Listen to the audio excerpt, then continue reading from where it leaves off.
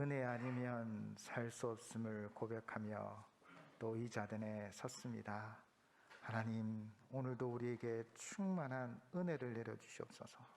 말씀의 은혜를, 또 믿음의 은혜를, 사랑의 은혜를 내려주셔서 우리의 삶이 당신의 은혜로 충만케 하시옵소서.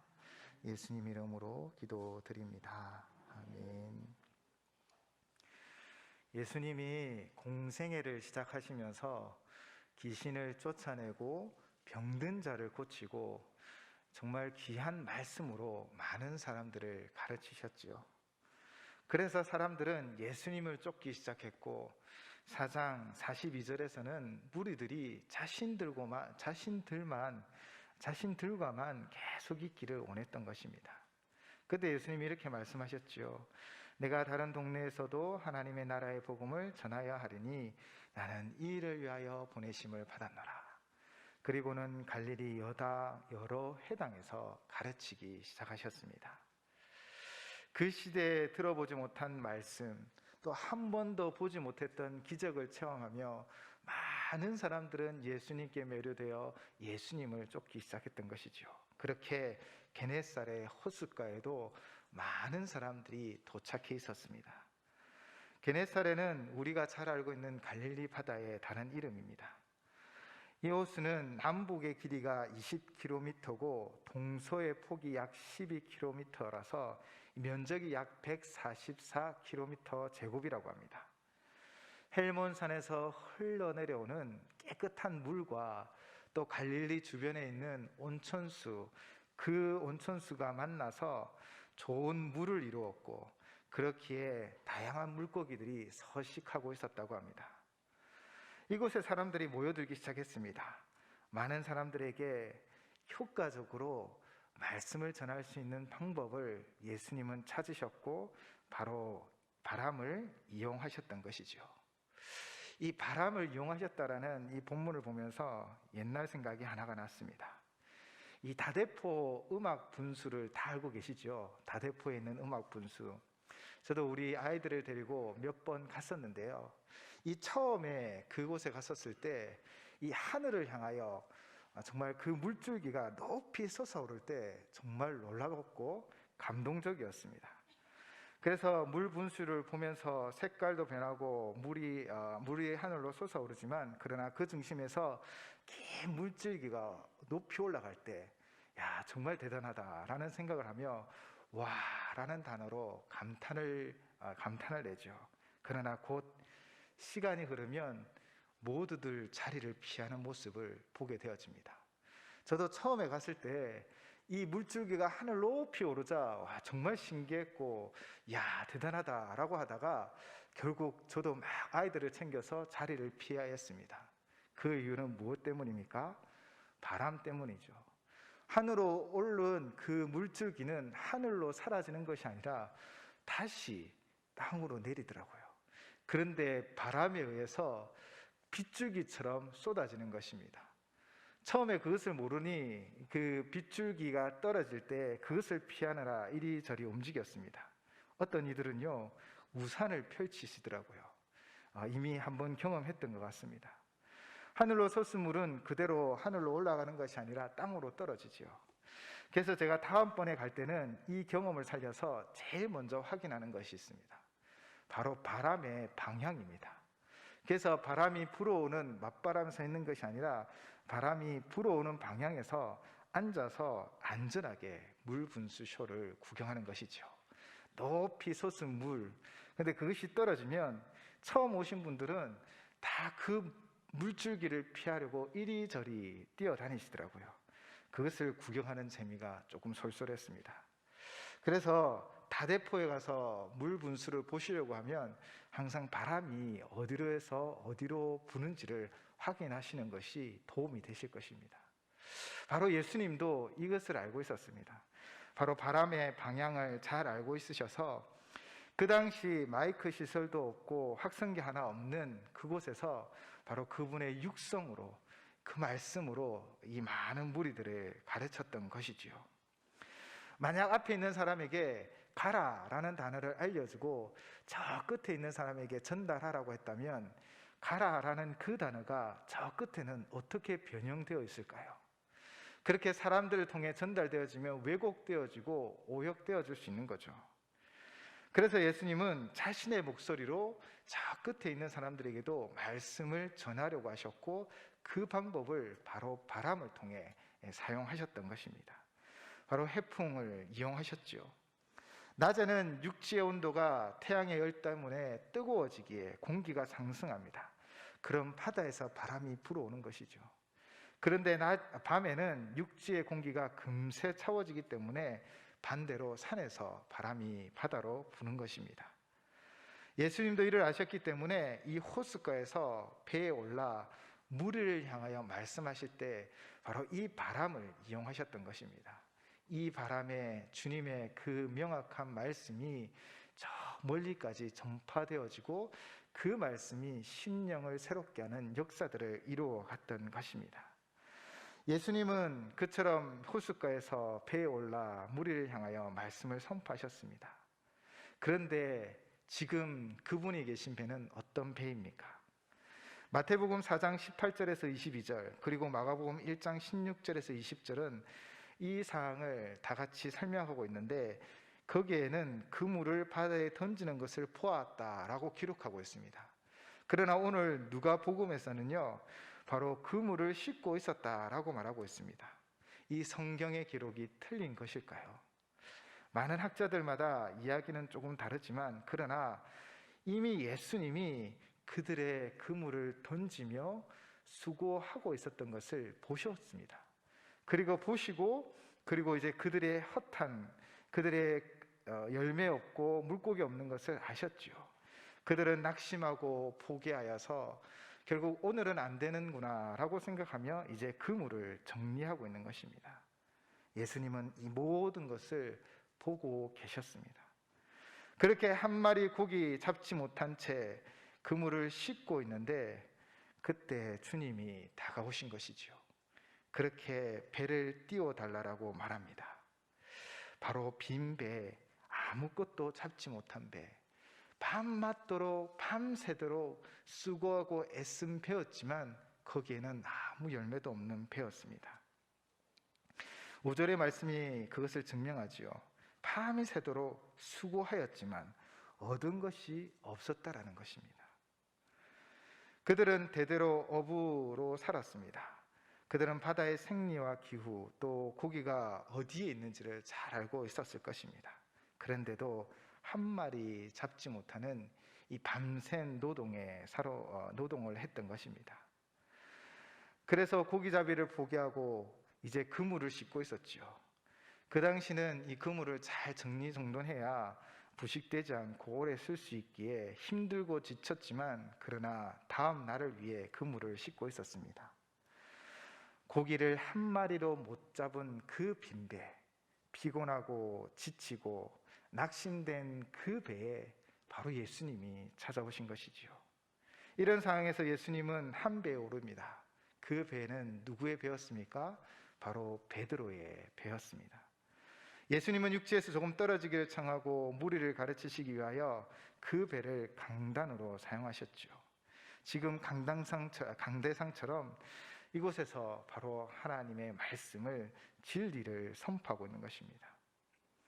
비록 밤새도록 수고하여 실패한 배였지만 그 배는 베드로의 배였고, 예수님의 그 배에 타셨다라는 것은 우리에게 의미가 있는 것입니다.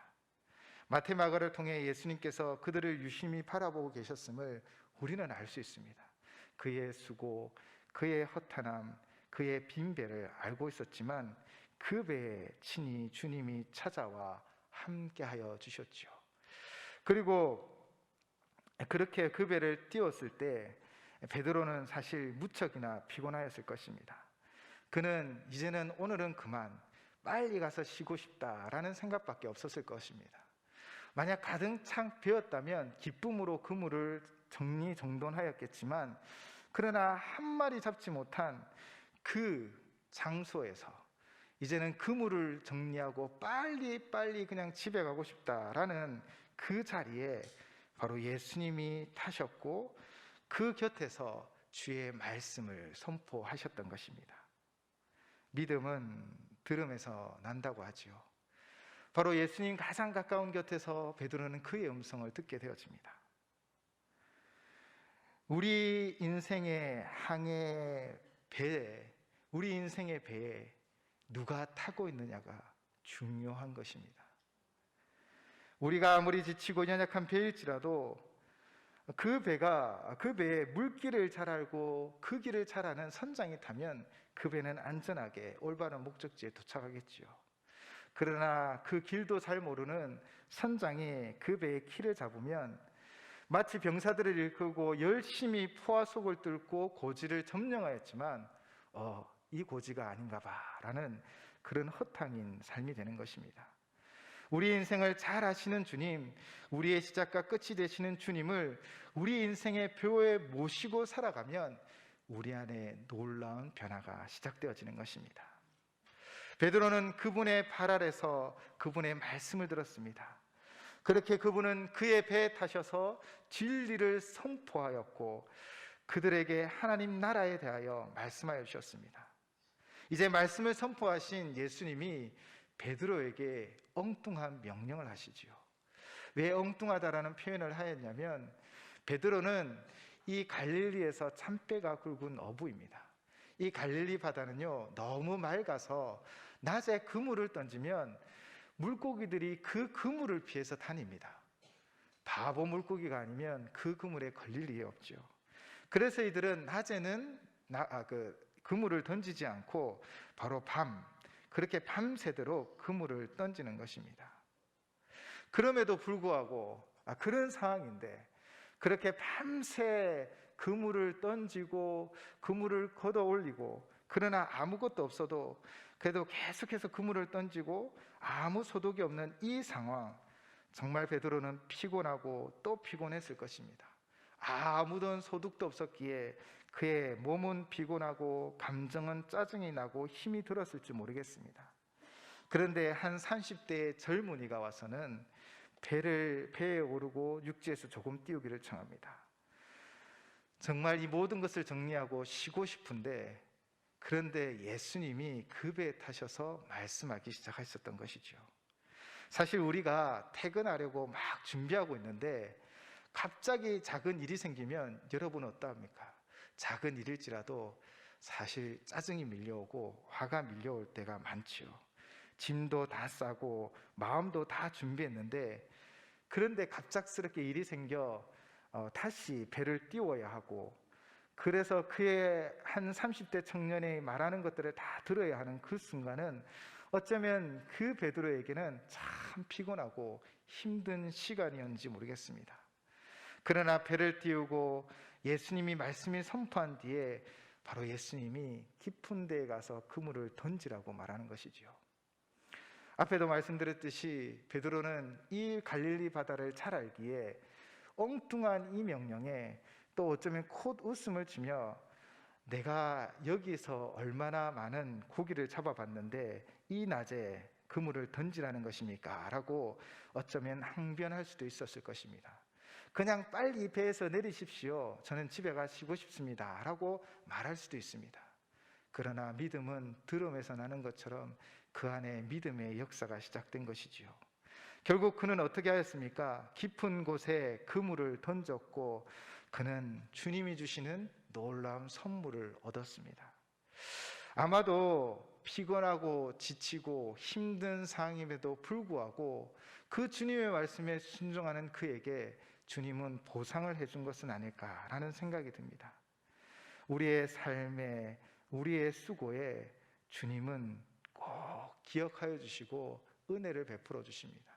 때로는 아무도 우리를 알지 못해도 때로는 우리에 대해서 관심 가져주지 아니할지라도 주님은 우리에게 관심 가지시고 주님은 우리에게 은혜 베푸시는 주님이심을 믿으시기 바랍니다. 그렇게 허탕친 하루이지만 그러나 주님이 은혜 베푸시기 위하여 말씀하셨고 그는 그 말씀에 온전히 순종하였습니다. 사실 베드로는 어부이지요. 그는 어부의 직업을 가지고 결혼도 하고 이제껏 살아왔습니다. 때로는 많은 고기를 잡기도 하였을 것이고 때로는 오늘날처럼 허탕치는 날도 있었을 것입니다. 사실 우리가 우리의 인생을 살아가면 우리가 가진 것만큼 우리가 누리게 되어지는 것이지요. 때로는 우리의 재능, 능력, 지혜, 지식이 그것이 우리의 삶에 영양분이 되고 어떤 씨가 되어서 열매를 맺게 하는 것입니다. 그러나 그것만으로는 우리의 인생이 바른 길로 갈 수 없습니다. 바로 베드로가 주님을 만난 것처럼 바로 주님이 우리와 함께하는 삶이 되어질 때 우리는 우리의 한계를 뛰어넘을 수 있고 우리는 하나님의 위대한 역사를 만들어갈 수 있다는 것입니다. 하나님께서는 우리 인생에 우리의 능력만큼만 살기를 원하지 않으십니다. 요한복음 1장 12절 말씀입니다. 영접하는 자 곧 그 이름을 믿는 자들에게는 하나님의 자녀가 되는 권세를 주셨으니 아멘. 하나님의 자녀, 하나님의 백성이 자신이 가지고 있는 능력만큼만 사는 것이 아닙니다. 우리가 하나님을 우리 인생의 배의 주인으로 모시고 살아가고 주님과 동행하며 살아갈 때는 주님이 주시는 그 은혜로 살아가는 것이고 주님의 그 능력만큼, 우리에게 주신 그 능력만큼 우리는 행하고 역사를 이루어 갈 수 있는 것이지요. 예수님은 베드로에게 흥부가 박을 열어 복을 뚝딱 얻게 한 것이 않았습니다. 도깨비 방망이처럼 뚝딱 부자로 문달아준 것이 아니죠. 바로 베드로가 가장 잘하는 이 그물질, 이 낚시를 통하여 풍성한 열매를 맺게 하신 것입니다. 4절에서 깊은 데로 가서 그물을 내려 고기를 잡으라고 분명히 말씀하셨지요. 고기가 어디에 많이 있는지 레이더를 주신 것도 아니고 또 그물을 내리기만 하면 엄청난 물고기가 모여드는 그런 신비한 그물을 주신 것이 아닙니다. 오직 말씀하셨습니다. 그 말씀, 사실 엄청 힘든 밤을 보낸 베드로와 그의 일행들은 어쩌면 그 말씀이 짜증으로 다가올 수도 있었지만 그러나 그는 지금 주의 말씀에 순종하였습니다. 5절 말씀입니다. 선생님, 우리들이 밤이 새도록 수고하였으되 잡은 것이 없지만은 말씀에 의지하여 내가 그물을 내리리이다. 여기서 말씀을 의지한다라는 말은 말씀을 믿는다라는 것과 같은 의미인 것이죠. 말씀을 믿고 그 말씀에 의지하여 그물을 내린 것입니다. 믿음 안에 구원의 빛이 비추어지는 것처럼 우리의 믿음 안에 말씀을 믿고 말씀을 의지하는 그 믿음 안에 하나님의 역사가 일어나는 것입니다.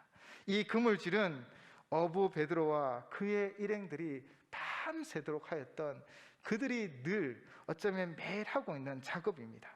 그렇게 자신의 능력으로 열매를 얻기도 하고 많은 물고기를 잡기도 하고 또 허탕을 치기도 하였지요.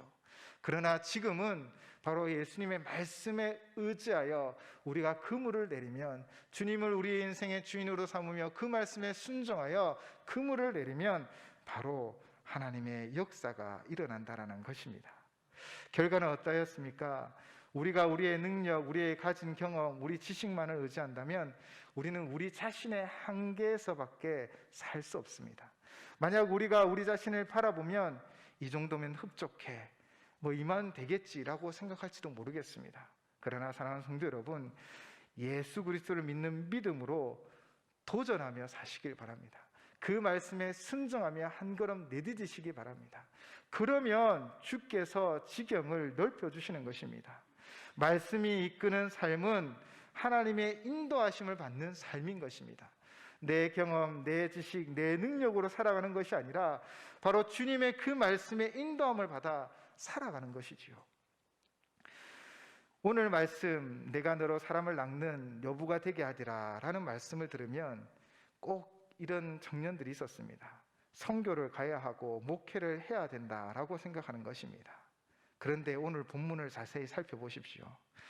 베드로를 사람을 낚는 어부로 부르시는 이 부르심에서 예수님이 그에게 주신 것은 바로 그 자신의 삶의 자리에서 기적을 만들어 주신 것입니다. 자신의 삶의 자리에서 베드로는 그물이 찢어질 정도의 물고기를 잡게 하셨던 것이죠. 여러분의 삶의 자리, 그 장소에 주님이 함께 하십니다. 그 장소에서 하나님이 놀라운 기적을 이루어 주시는 것이지요. 바로 우리가 살아가는 이 장소에서 우리가 하나님 말씀에 순종하여 때로는 어제와 같은 행위를 할지라도 그곳에 주님이 함께 하시기에 놀라운 은혜가, 놀라운 역사가 일어난다라는 것입니다. 한 선교사님의 예화를 저번에도 한번 말씀드렸는데요. 선교사님이 이제 선교를 나가서 매일매일 하나님의 은혜를 체험하며 살았답니다. 그런데 사실은 너무 궁금했습니다. 왜 이 선교지에서 이런 매일매일, 사실 특별한 일이 일어나는 것도 아니고 그냥 어제의 일이 오늘 반복되어지고 오늘도 같은 거리를 걷고 때로는 비슷한 사람을 만나지만 이런 은혜를 어떻게 누리는가? 그 고민 끝에 선교사님이 발견하게 된 것은 한국에 있을 때는 너무나 익숙한 거리를 걷고 비슷하게 생긴 사람들을 만나기에 그가 하나님 앞에 간절히 기도했다기보다는 그냥 그렇게 살아갔다라는 것입니다. 그런데 선교 현장지에 갔더니 특별히 이 사람골에서는 복음을 잘못 전하면 감옥에 갇히고 또 추방을 당합니다. 어제와 같은 거리를 걸을지라도 하나님, 오늘 이 거리에서 하나님의 은혜를 체험케 하시고 만날 만한 사람을 만나게 해주십시오 라고 간절히 주님을 의지하며 나아갔던 것이지요. 어제와 똑같은 오늘이었습니다. 어제와 똑같은 거리를 걸었습니다. 비슷한 사람을 만났습니다. 그러나 그의 삶은 달라지기 시작했다는 것이죠. 우리도 매일매일 반복적인 삶을 살아갑니다. 어제의 일들을 오늘 행하기도 합니다. 그렇게 반복적인 삶의 속에서 우리가 하나님의 은혜를 누릴 수 있는 그 단 하나의 이유는 바로 하나님, 주님 그 말씀에 순종하고 주님을 믿고 주님과 함께 동행하는 삶일 것입니다. 우리의 삶에 변화가 없을지라도 우리가 정말 주님의 말씀에 순종하고 주님을 왕으로 주니고 모시고 살아가는 그 현장, 그 장소가 바로 은혜의 장소요, 회복의 장소가 되어지는 것입니다. 지금 베드로는 실패한 물고기 한 마리 구하지 못하고 얻지 못한 그 장소에 있습니다. 그러나 주님이 깊은 곳에 그물을 내리라는 그 말씀에 그물을 내림으로 역사가 일어났던 것이지요. 그러나 이런 진정한 변화와 하나님의 역사를 이루기 위하여 중요한 키포인트가 하나 더 있습니다. 바로 말씀을 믿고 그 말씀에 순종하는 것과 함께 바로 자기 자신을 내려놓으셔야 합니다. 오늘 본문 8절 말씀입니다. 우리 8절 말씀 함께 봉독하겠습니다. 시몬 베드로가 이를 보고 예수의 무릎 아래에 엎드려 이르되 주여 나를 떠나소서 나는 죄인으로 소이다 하니 아멘. 왜 자신을 죄인이라고 얘기했을까요? 저는 조금 상상을 보태면 내가 생각하기에 이 일은 되지 않아 라는 그 생각이 그 안에 있었습니다. 내가 잔뼈가 굵고 내가 어부 생활을 얼마나 했는데, 그런데 그냥 믿자면 본전이다 라고 생각하며 그 주님의 말씀에 순종했더니 너무나 놀라운 역사를 이루어왔던 것입니다. 사랑하는 성도 여러분, 우리가 진정한 변화를 경험하고 변화되기를 원하고 하나님의 은혜를 체험하기 원하신다면 회개하셔야 합니다. 자기 중심적인 삶에서 주님 중심적인 삶의 변화가 일어나야 합니다.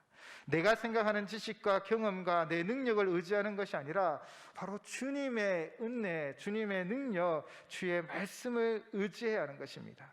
진정한 회개가 없다면 다람쥐 쳇바퀴 돌듯한 우리의 삶은 그냥 그런 삶이 되어집니다. 그러나 회개하고 내 자신이 내려놓고 오직 주를 의지하며 나아가면 다람쥐 쳇바퀴 도는 우리의 삶일지라도 그 속에 하나님의 역사가 일어나고 하나님의 은혜가 충만하다는 것이지요.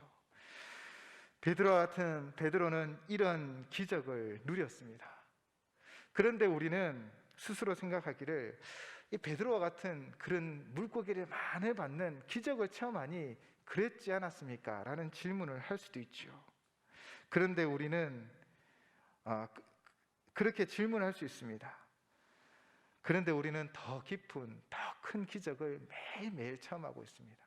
그 진정한 기적은 무엇입니까? 바로 세상을 창조하시고 다스리시는 그분이 우리와 함께 하신다라는 것입니다. 그분이 우리의 인생에 함께 하여 주시고 인도자가 되어 주십니다. 그리고 그분이 우리에게 말씀하여 주시고, 또 놀라운 기적은 우리가 주님을 믿는다라는 것입니다. 수많은 사람들에게 주의 복음을 전했지만 믿는 사람들이 얼마나 되었습니까? 그럼에도 불구하고 우리는 이 자리에 앉아 주의 말씀을 듣고 믿음으로 나아가는 것, 사실 이게 기적이 아닐까요? 우리에게는 이런 기적들이 매일매일 있는 것입니다. 그러므로 우리가 매일 반복되어지는 삶 가운데 그냥 그렇겠지가 아니라 바로 주님이 나의 주인 되어주시고 내 자신을 포기하고 내려놓고 내 자신이 주인 되어졌던 삶이 아니라 주님을 주인으로 모시고 살아가는 그 삶은 어제와 동일한 삶을 살아가는 것 같지만 그 속에 하나님의 은혜가 넘쳐나는 것입니다. 금요일에 교육자들과 함께 세미나에 참석했었습니다. 저는 끝까지 다 함께는 못했지만 사실 이름만 대면 다 아는 교회에 또 아주 유명한 기도회에 대한 세미나였지요. 이런저런 설명을 들면서 그냥 저 안에 이상하게 불만이 좀 생겼습니다. 그래서 좀 힘들었는데요. 이 정도 시스템에 이 정도 인력이면 뭐 그 정도 해야 되는 거 아니냐라는 생각이 자꾸만 들었습니다. 그래서 사실 많이 좀 힘들었습니다. 그런데 강사 목사님의 강의 중에 제 마음을 움직이게 했던 것 중에 하나는 이 본질을 붙잡으라는 것이었습니다. 올해를 시작하며 우리는 말씀이 이끄는 삶이 되겠습니다. 말씀이 이끄는 삶이 되기를 원합니다. 라고 고백하며 길을 나서고 있습니다. 그렇다면 여러분의 삶의 말씀은 얼마나 영향력을 끼치고 있습니까? 저는 시스템이라는 것에 온통 마음이 뺏겼습니다. 시스템은 본질이 아닌데 그 시스템만 있으면 더 잘 될 것이라는 생각이었죠. 본질은 무엇입니까? 바로 주님이십니다. 주님이 우리와 함께하면 시스템이 약해도 비록 그 배가 한 마리 물고기 없는 빈 배였고 피곤하고 낙심된 자리였고 포기하고 싶은 자리였지만 주님이 주인이 되셔서 그 말씀이 선포되고 순종하며 내 자신을 발견하고 그 앞에 무릎을 꿇으면 주께서 놀라운 역사를 이루어 간다는 것입니다. 사실 오늘 본문은 익숙한 본문입니다. 그래서 읽으면 다 이런 내용이겠지라고 생각하실 것입니다. 그런데 정말 이 말씀이 우리에게 말씀하고 있는 것에 순종하고 계십니까? 정말 여러분 인생의 배에 주님을 주인으로 모시고 살아가고 계십니까? 그분 앞에 나의 자만, 나의 교만, 내 의지, 내 생각들을 내려놓고 오직 그 말씀에 순종하며 살아가기로 결단하고 계십니까? 말씀을 이끄는 삶이라고 고백은 하지만 그 말씀이 정말 나의 삶에 영향력이 있고 능력이 드러나도록 겸손히 무릎 꿇고 있습니까?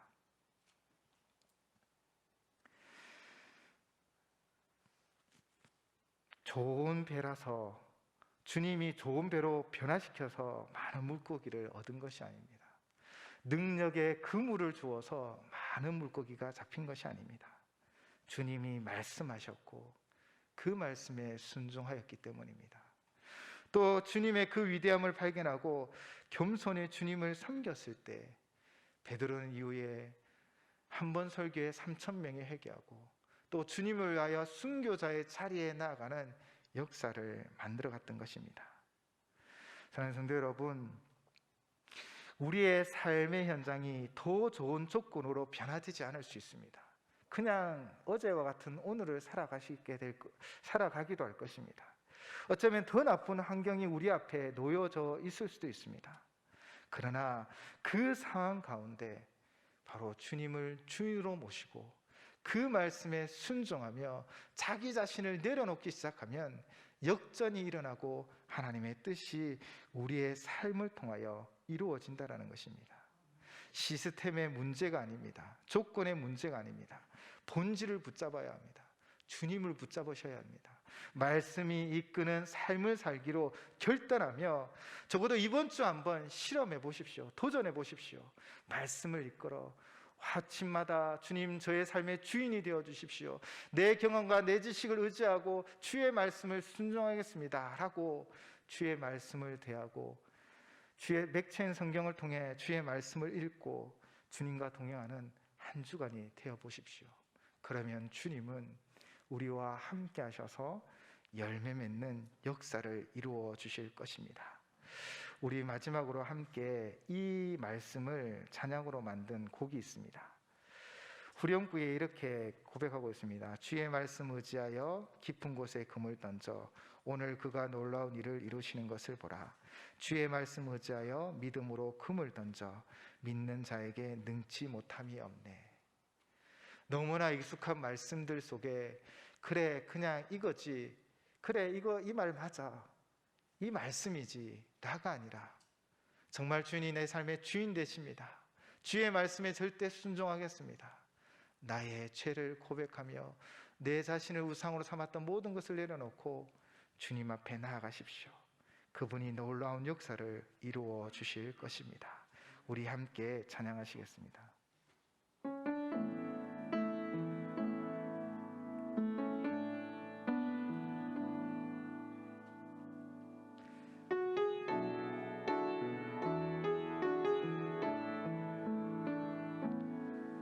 전능하신 나의 주 하나님은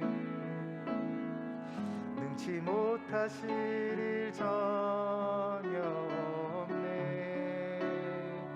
우리의 모든 간구도 우리의 모든 생각도 우리의 모든 꿈과 모든 소망도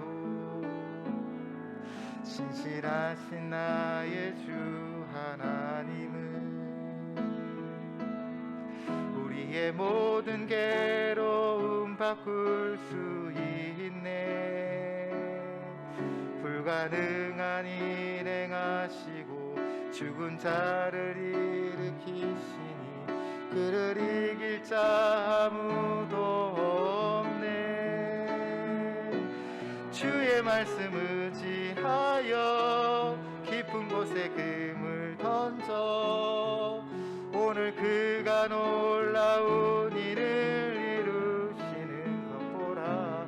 주의 말씀 의지하여 믿음으로 금을 던져 믿는 자에게 능치 못하. 주의 말씀 의지하여 주의 말씀 의지하여 깊은 곳에 금을 던져 오늘 그가 놀라운 일을 이루시는 것 보라. 주의 말씀 의지하여 믿음으로 금을 던져 믿는 자에게 능치 못함 없네. 우리가 이 시간 눈을 감고 함께 기도했으면 좋겠습니다. 본질이 무엇입니까? 좋은 배가 능력 있는 그물이 많은 물고기를 잡은 것이 아닙니다. 우리가 이 시간 먼저 고백할 것은 내 생각에는 이것입니다 라고 생각했던 모든 내 자신의 생각들, 자기 중심적이었던 내 모습들, 나의 주장, 내 지식만이 다라고 생각했던 우리의 교만함을 내려놓고 회개합시다. 그리고 주님, 내 삶의 이 배에, 내 인생의 배에 함께 하시고 주인 되어주시고 선장 되어주십시오. 그리고 그 말씀에 전적으로 순종하겠습니다. 주님을 의지하겠습니다. 말씀을 이끄는 삶이 되기를 원합니다 라고 우리 시간 잠시 기도드리도록 하겠습니다. 그렇습니다. 주님, 시스템을 바라보고 아버지 내가 가진 것들을 바라보면 때로는 그것이 다라고 생각하고 절망할 수밖에 없습니다. 하나님, 우리가 우리 자신을 바라보면 가진 것이 없음에도 불구하고 때로는 우리가 가진 것이 다라고 생각하고 또 내 능력대로 하려고 고집하고 자만하였던 것은 아닙니까? 나의 삶의 중심에 나를 두고 그 보좌에 주님을 앉히고 그 앞에 무릎 꿇는 삶이 아니라 내 삶의 중심, 내 인생의 중심은 내 삶의 주인은 나라고 생각하며 살아왔던 것은 아닙니다. 주여, 우리의 모든 허물들 제발 다 용서하시고 이제 정말 주님을 주인으로 모시는 삶이 되게 하시옵소서. 우리 인생의 이 항해 길에 우리의 배에 주님이 주인 되시기를 원합니다. 주님이 내 인생의 길을 잡고 주장하시고 다스려 주시고 오늘도 그 말씀에 철저히 순종하는 삶이 되어지고 말씀이 이끄는 삶이 되어져서 믿음 안에 구원의 빛으로 인도받는 우리 모든 성도님들과 자화되게 하여 주시옵소서. 주여, 우리의 삶을 아시는 하나님, 우리의 형편을 아시는 하나님께서 친히 함께하여 주시고 인도하여 주시옵소서.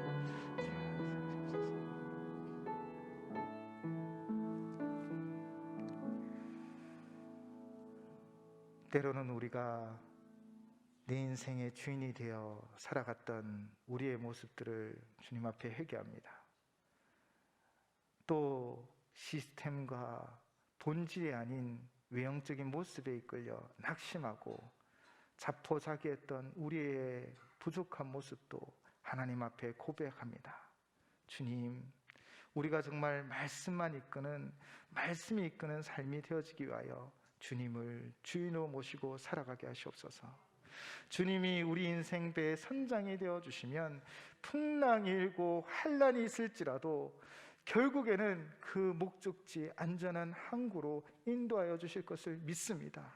오늘도 주님을 주인으로 모시고 살아가며 고백하는 우리가, 또 주님의 말씀에 철저히 순종하며 살아가기를 고백하는 우리의 그 길을 친히 인도하여 주시옵소서. 예수님 이름으로 기도드립니다. 아멘.